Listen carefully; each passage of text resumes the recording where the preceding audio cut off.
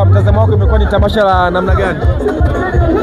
Kwa tamasha zuri lenye kufana kama ambavyo umeona, of course vitu ambavyo vinahamasisha jamii na unajua kabisa kwamba muda mwingi wachezaji wanakuwaga hawako mtaani, kwa hiyo hicho ambacho kinafanyika, nadhani umeona na umati uliokuwepo na watu walikuwa wamemiss kuona baadhi ya wachezaji na nini, lakini kubwa zaidi support ya Mzize kwa mkoa wa Iringa, of course kafanya kitu kizuri, ashukuriwe kwa sababu ni kitu ambacho kinafanyika sasa hivi na wachezaji waliokuwa wengi sana. Unajua jamii zetu tunaishi katika mazingira magumu sana mtaani, na jamii hizi ambazo tunazifikia ni sehemu ambazo hospitali wapi, lakini kuna maisha ya watu wengine ambao wako mtaani hawajui amka yao ya kesho inakuwaje. Mtu hawezi kujua kwamba sasa hizi nitakulaje asubuhi, mchana na usiku. Kwa hiyo kufanya vitu kama hivi maana yake ni vitu ambavyo vinasaidia jamii, na naamini vishukuriwe sana, na hili pia ni funzo kwa mkoa wa Iringa. Unajua huu umati uliojaa hapa, hata wakati Lipuli iko hapa inacheza ligi, labda unaweza ukapata kwenye mechi ya Simba na Yanga, lakini kwenye mechi ya ligi tu ya kawaida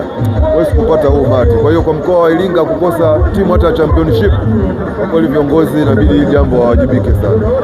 Umepata hisia gani kwa sababu ulishawahi kucheza Lipuli na leo umerudi katika uwanja huu?